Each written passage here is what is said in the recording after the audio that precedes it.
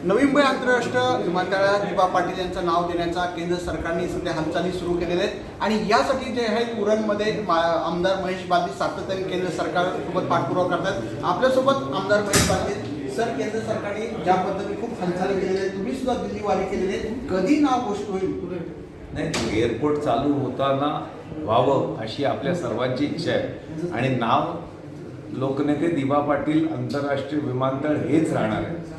फक्त त्याची प्रक्रिया दिल्लीत चालू आहे। महाराष्ट्र सरकारने ह्या सर्व प्रक्रियेचा भाग आहे। आता अनेक एअरपोर्ट चालू झाल्यानंतर नाव देण्याची प्रथा आहे। आता नवी मुंबई असेल, पुणे असेल, या एअरपोर्टना नावं द्यायची आहेत आणि केंद्रीय एव्हिएशन मंत्री मुरलीधर मोहोळांनी इथे येऊन जाहीर केलं आहे। सन्मान्य आमच्या सर्वांचे नेते देवेंद्रजी फडणवीस यांनी सांगितलं आहे। नरेंद्र मोदी साहेबांकडे पूर्ण विषय गेलेला आहे। त्याच्यामुळे हे या एअरपोर्टला दिवा पाटील, स्वर्गीय दिवा पाटील साहेबांचंच नाव होईल याच्यामध्ये कुठली शंका नाही। फक्त घाई पत्रकारांना जास्त झाली। तुम्हाला रोज बातमी करतात दिवा पाटलांचं नाव कधी लागते। तुम्ही एअरपोर्ट कधी होणार आहे याची घाई नाही तुम्हाला समाजात कुठे वितुष्टता निर्माण होते का याच्याकरता जास्त कल आहे असं माझं समज होत चाललंय। गैरसमज असेल तर तुम्ही बाजूला करा। सर, नवी मुंबईचं विमानतळ आता 50 ते 60% झालेलं आहे। कधीपर्यंत नवी मुंबईचं विमानतळ धावेल? नवी मुंबई विमानतळ आज 80 ते 85% झालंय। या जून एंडपर्यंत ते 98 ते 99% होईल।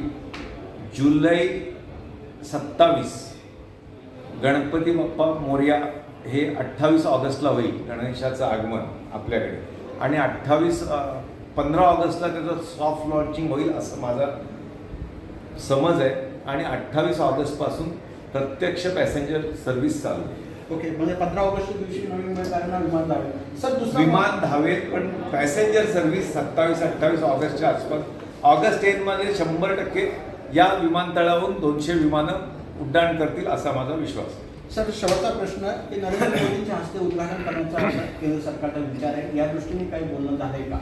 निश्चितच प्रत्येक ज्या पंतप्रधानांनी विजन घेऊन, ज्या मुख्यमंत्र्यांनी सन्माननीय देवेंद्रजींनी विजन ठेवून नवी मुंबईकरांना एवढं मोठं विमानतळ मुंबईकरता एक महत्त्वाची बाब होते, ज्या एक विमानतळाने 1% GDP या राज्याचा वाढणार आहे, त्या एवढ्या मोठ्या आंतरराष्ट्रीय विमानतळाचं उद्घाटन हे यशस्वी पंतप्रधान नरेंद्र मोदी यांच्या हस्ते व्हावं ही सर्व कार्यकर्त्यांची आणि आमची सगळ्यांची भावना आहे। त्याच्यामुळे तो प्रयत्न राहणार। ओके, हे होते महेश बालदी, उरणचे आमदार आहेत। त्यांनी सुद्धा सांगितलं की नवी मुंबई विमानतळ आंतरराष्ट्रीय दिवा पाटील यांचंच नाव लागणार आणि आम्ही ठाम आहोत। कॅमेरामन आणि विकास मिळणे, साम टीव्ही, नवी मुंबई।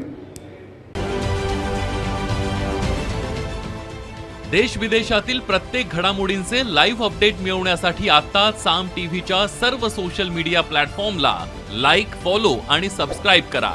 तसंच सर्व नोटिफिकेशनसाठी बेल आयकॉन प्रेस करायला विसरू नका।